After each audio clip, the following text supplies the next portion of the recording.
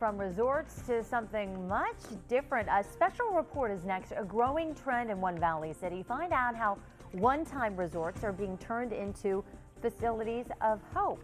You're watching CBS Local 2 Nightcast. You're watching Local 2 News Nightcast, where local comes first. You cannot have a resort community such as ours without plenty of hotels. And our valley, especially Palm Springs, is known for welcoming visitors looking for some fun in the sun. But sometimes these hotels and resorts don't make it. They age, they lose their appeal, they close. Yes, they do. So what becomes of these properties? Well, there seems to be one trend emerging. Instead of hotels with guests looking for a good time, they become a different kind of facility with a very different kind of mission. From lunch being prepared in a commercial kitchen, to a pool and spa area beckoning recreational fun, to walking areas surrounded by flowering plants and beautiful views of the mountains above Palm Springs.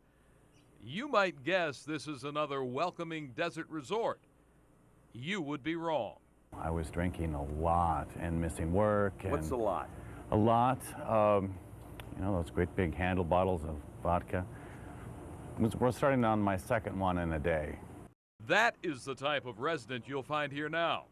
Though 10 years ago, this was the Tiki Resort and Spa, now $2 million in renovation work later, it is the 60-bed men's facility for Michael's House, a drug and alcohol rehab center.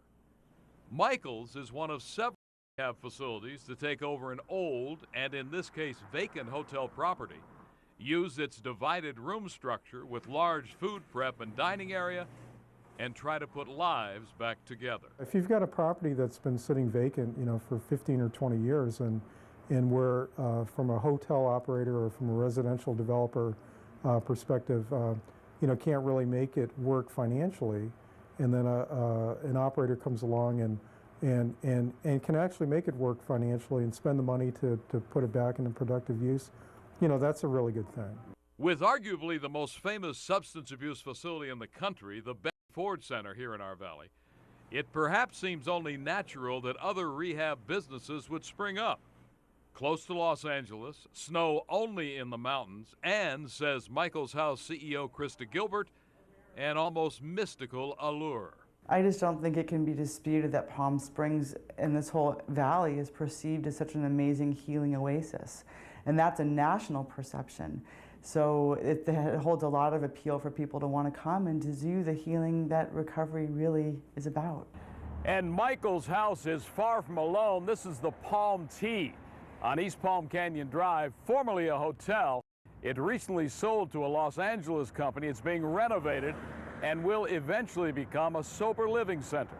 I don't know what the tipping point is for having too many of these. Palm Springs Economic Development Director John Raymond doesn't feel there are too many rehab centers at the moment.